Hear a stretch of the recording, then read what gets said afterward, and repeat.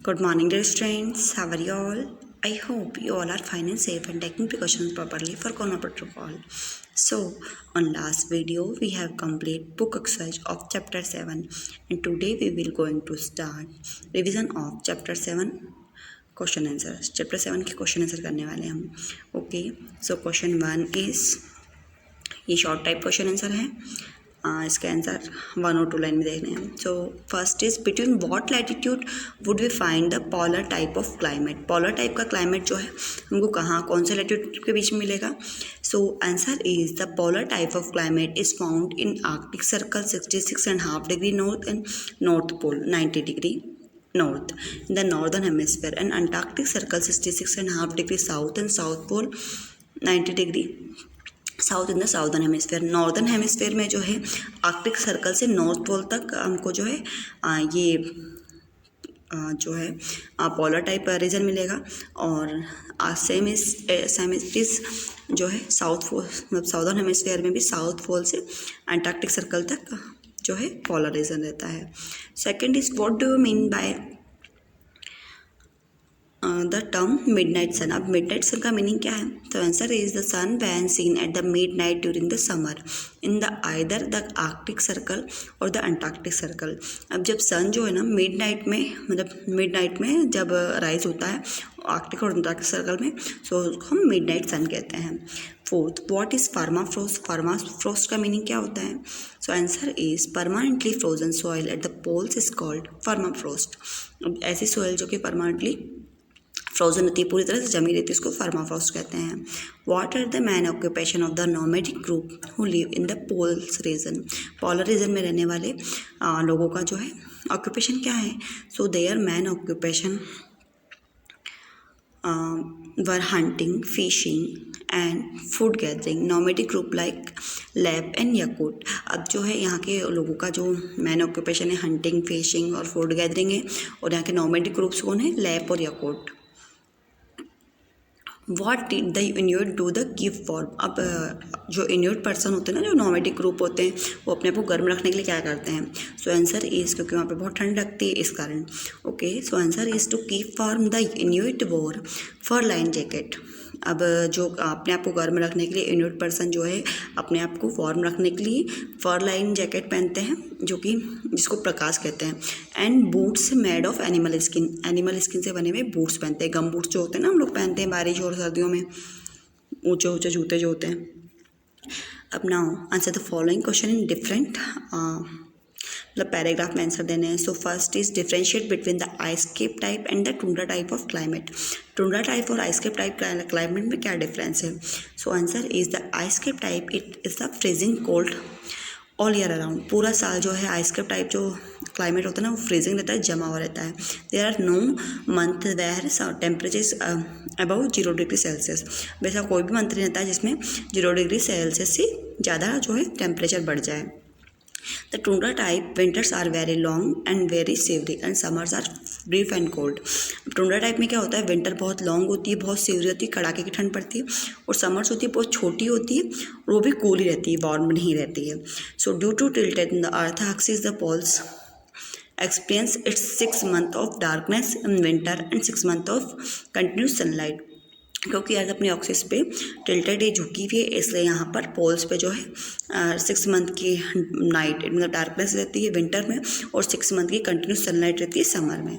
Okay, now question 2, how do the different animal deal with the extreme cold of the polar region. Polar region में जो है ठंड वाले मतलब weather में एनिमल्स यहाँ पे कैसे सर्वाइव करते हैं. So let's see. तो आंसर, इसका आंसर जो है बुक एक्सरसाइज में, मतलब बुक में ही मिल रहा है आपको. ठीक है, तो मैं पेज शेयर कर रखा है, फिर भी आप पे क्वेश्चन आते हैं कि मैम इसका आंसर क्या है, इसका आंसर क्या है.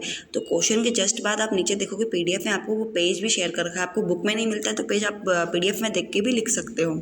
So answer is, to deal with the extreme cold some animals and birds migrate. अब कुछ एनिमल क्या करते हैं, ठंड से बचने के लिए माइग्रेट हो जाते हैं, मतलब वो जगह छोड़ देते हैं, और move away to a warmer place in winter. अब विंटर सीजन में क्या आते हैं, किसी वार्मर प्लेस में जहाँ गर्म रहता है वहाँ पे चले जाते हैं. And return in summer season में वापस आ जाते हैं. The Arctic tern and the caribou are example. अब आर्कटिक जो टर्न है ना और कॉरिबोस के एग्जाम्पल है। Some animal like the grizzly bear hibernate और स्लीप थ्रू द विंटर। और कुछ एनिमल जैसे होते हैं ना, ग्रिजली बियर, वो क्या होता है, हाइबरनेट होते हैं, मतलब विंटर्स मंथ में सो जाते हैं। Other animal like the polar bear stay but their body are adapted to the cold.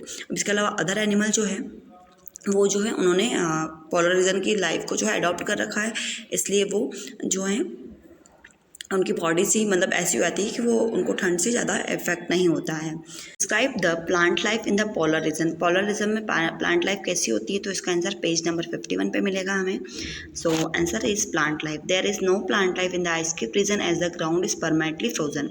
क्योंकि यहाँ पे जो मतलब सॉइल है ना, तो परमानेंटली फ्रोजन है, ग्राउंड परमानेंट मतलब पूरा जमा हुआ है बर्फ से, तो इसलिए यहाँ पे कोई प्लांट लाइफ नहीं है आइस के टाइप में ना। And the tundra region too has permafrost. अब टुंड्रा रीजन में वो भी फर्माफ्रोस्ट है। However during the short summer the ice cap covering the upper part of the land melts. अब जब समर सीजन होती है ना टुंड्रा में, तब वो जो आइस जो होती है वो मेल्ट हो जाती है, जिसका अपर पार्ट होता है ना लैंड का, वो मेल्ट हो जाता है।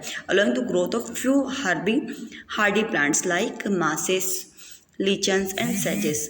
अब क्योंकि मतलब जो है स्नो मेल्ट हो जाती है, तो थोड़े से जो हार्डी प्लांट होते हैं वो ग्रो कर पाते हैं, जैसे mosses, lichens, sedges. Some small trees grow near the coast where the temperature is a little higher. जहाँ पर थोड़ा सा टेम्परेचर हाई रहता है, वहाँ पे कुछ छोटे छोटे जो है प्लांट ग्रो कर पाते हैं। Now question 4, write a few sentence about human in Antarctica. Antarctica के लोगों की लाइफ के बारे में बताना है। So answer is human life. As a result हम यहाँ से लिखेंगे the extreme cold of the harsh living condition, this is one of the most thinly populated areas in the world. क्योंकि यहाँ का क्लाइमेट बहुत एक्सट्रीम है, बहुत ठंडा है, इसलिए यहाँ पे बहुत कम जो है मतलब बहुत कम पॉपुलेटेड है, बहुत कम लोग रहते हैं। Antarctica in fact almost completely inhabited in uninhabited in winter में जो बिल्कुल अनइनहेबिटेड हो जाता है, मतलब बिल्कुल भी कोई भी नहीं रहता है यहाँ पर। There are no permanent settlement here, यहाँ पे कोई परमानेंट सेटलमेंट नहीं है। ओनली रिसर्च स्टेशन, सिर्फ रिसर्च स्टेशन है। During summer small group of scientist visit the land to conduct experiment. अब यहाँ पर समर सीजन में साइंटिस्ट का कुछ ग्रुप आता है, वो भी एक्सपेरिमेंट कंडक्ट करने के लिए। Describe the life of the Inuit. Inuit की लाइफ कैसी होती है डिस्क्राइब करनी है। So answer is the Inuit were the original settler of Greenland. अब ये ग्रीनलैंड के ओरिजिनल सेटलर, मतलब सबसे पहले ये यहाँ पे आए थे नॉर्दर्न कनाडा एंड अलास्का, जो कि नॉर्दर्न कनाडा और अलास्का में रहते थे। They would live in homes made of ice called igloo. अब ये इग्लू मतलब ये आइस के होम्स में रहते हैं, इसको इग्लू कहा जाता है। अब इसका रिमेनिंग जो आंसर हमको पेज नंबर 53 में मिलेगा। इसके बाद ये भी लिखना है, the Inuit use sledged pull by husky. अब इन्यूट जो है स्लेज्ड का यूज़ करते हैं, जो कि हस्की नाम के डॉग से मतलब टाइप के डॉग से पुल किया जाती, खींची जाती है। Type of dog found in mainly in polar region, जो कि पोलर रीजन में ही पाया जाता है। टू ट्रांसपोर्ट हैवी लोड्स, अब ये ट्रांसपोर्ट हैवी लोड को खींच सकता है। They hunted seals and fish small light boats called kayaks. अब ये जो है सेल्स और फिश का जो शिकार करते हैं, छोटी छोटी बोट्स होती है, उसको कयाक बोलते हैं, उसमें बैठकर। A spear like weapon called the harpoon was use to catch seals. अब स्पेयर लाइक वेपन होता है हार्पून, जिससे कि सील को कैच किया था, पकड़ाया जाता है। To keep warm Inuit wore fur line jacket called parkas. और अपने आप को गर्म रखने के लिए फर लाइन जैकेट पहनते हैं, जिसको परकास कहते हैं। And boot made of animal skin, और एनिमल स्किन से बने हुए बूट पहनते हैं। What are the challenges facing by the people of polar region today? अब आजकल जो है पोलर रीजन में रहने वाले लोगों से सामने क्या क्या चैलेंजेस आ रहे हैं वो देखते हैं हम। Challenge facing in this region, global warming is the greatest challenge facing the people of this region. अब आज जो है ग्लोबल वार्मिंग एक बहुत बड़ा चैलेंज बन गया है। So result of rising temperature the ice sheet is melting and retreating at a rapid rate. अब क्योंकि टेम्परेचर हाई हो रहा है तो आइस शीट जो हो रही है मेल्ट हो जा रही है, खतरनाक, मतलब सबसे ज़्यादा खतरा है ये। तो this poses threat of wild life and plant life of polar region. इस कारण जो है यहाँ की वाइल्ड लाइफ और प्लांट लाइफ दोनों को ही बहुत बड़ा खतरा है। The thawing the permafrost which at present covers almost 95% of polar region will also cause a marked increase the sea level across the world। अब जो है जमी हुई बर्फ थी ना, परमाफ्रॉस्ट रीजन था, जो 95% जो है पोलर रीजन का कवर था, वो भी जो है मेल्ट होता आ रहा है। इससे क्या है, जो सी लेवल जो है बढ़ता जा रहा है। इसके कारण जो है बहुत बड़ा फ्लड या मतलब बहुत बड़ी बाढ़ या फिर सुनामी भी आ सकती है। सो ये एक बहुत बड़ा चैलेंज है। Okay, so on this video we have complete chapter 7. So you have to learn it for class test, and thank you for watching. Take care of yourself. Bye bye.